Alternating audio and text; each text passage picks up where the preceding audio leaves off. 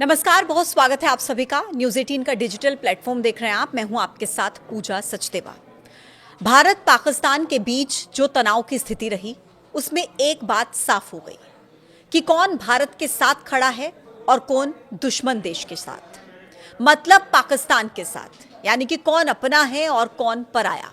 किसने विश्वासघात किया? तुर्की और अजरबैजान, ये दो ऐसे देश हैं जिन्होंने खुलकर पाकिस्तान का समर्थन किया।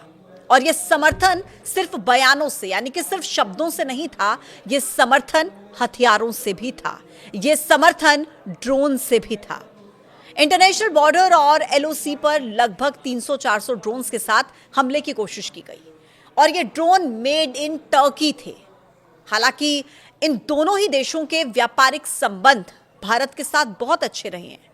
तुर्की के साथ तो भारत ने हमेशा दोस्ती भी निभाई है, फिर चाहे वो कोरोना काल हो या फिर तुर्की में भूकंप से हाहाकार। 6 फरवरी 2023 को तुर्की में भीषण भूकंप आया था, हजारों लोग मर गए थे। उस समय भारत ने तुरंत ऑपरेशन दोस्त शुरू किया, राहत सामग्री, मेडिकल सप्लाई और रेस्क्यू टीम भेजकर यह जताया कि इंसानियत सबसे ऊपर है। इसी तरह कोविड काल में भारत ने वैक्सीन की मदद हो या जरूरी दवाओं की मदद, वो की तुर्की के लिए। लेकिन तुर्की ने क्या किया?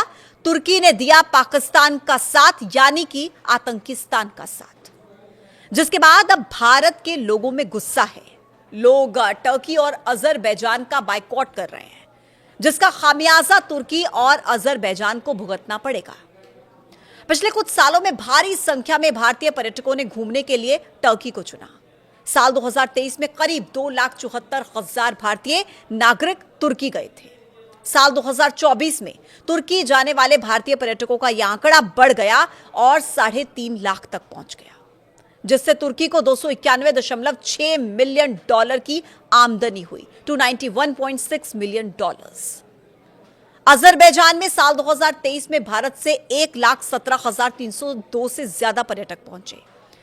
साल 2022 से अगर इसका कंपैरिजन करें तो दोगुना था पर्यटकों का पहुंचने का सिलसिला। फिर साल 2024 में 2,43,000 भारतीयों ने इस देश का दौरा किया, इस देश में घूमने के लिए गए या अलग अलग पर्पज से वहां पर गए थे, जिससे इस देश को $308.6 मिलियन की आमदनी हुई, $308.6 मिलियन। लेकिन 2025 में तुर्की और अजरबैजान ने पाकिस्तान का समर्थन करके भारतीयों को अपने खिलाफ कर लिया है। भारत के नागरिकों में गुस्सा है और इसका सीधा असर दिखा है तुर्की और अजरबैजान जाने वाली फ्लाइट्स की बुकिंग में। लोग जमकर इन दोनों देशों की प्लान की गई अपनी यात्राओं को कैंसिल कर रहे हैं। ट्रैवल वेबसाइट मेक माई ट्रिप के हिसाब से इन दोनों ही देशों के लिए बुकिंग में करीब 60% की गिरावट आई है और कैंसिलेशंस भी बढ़ गए हैं। हालांकि आपको पता है कि तुर्की को अभी से इसका खतरा हो रहा है कि अगर भारत के लोगों ने बॉयकॉट किया तो बड़ा नुकसान हो जाएगा, अर्थव्यवस्था में बड़ा नुकसान हो जाएगा, आमदनी में बड़ा नुकसान हो जाएगा। और इसीलिए टर्की पर्यटन विभाग की तरफ से एक लेटर जारी किया गया। कहा कि भारत के पर्यटक जैसे पहले तुर्की आते थे अब भी वैसे ही आए, कुछ नहीं बदला है। हम आपके कंफर्ट का, आपकी सेफ्टी का पूरा ख्याल रखेंगे। लेकिन भारत के लोग कह रहे हैं नहीं, हम नहीं आएंगे। और सोशल मीडिया पर आप देखिए, boycott Turkey, boycott Azerbaijan, boycott Turkey and Azerbaijan, ये सब कुछ वहां पर आपको देखने को मिलेगा। ये एक आप देखिए अभियान सा चल रहा है। तुर्की के साथ भारत का बड़ा कारोबार है। भारत और तुर्की एक दूसरे से कई जरूरी सामान खरीदते हैं, बेचते हैं। भारत के व्यापार आंकड़ों को अगर आप देखेंगे तो आपको यह पता चलेगा कि अप्रैल 2024 से फरवरी 2025 तक भारत ने तुर्की को $5.2 अरब, यानी कि करीब 45,000 करोड़ रुपए का सामान निर्यात किया है। अगर आयात की बात करें तो तुर्की से भारत ने अप्रैल 2024 से फरवरी 2025 तक $2.84 अरब, यानी कि करीब 24.4 हजार करोड़ रुपए का सामान आयात किया था। ऐसे व्यापारिक रिश्ते हैं, उसके बाद भी टर्की ने समर्थन किस देश का किया? आतंक के आका पाकिस्तान का।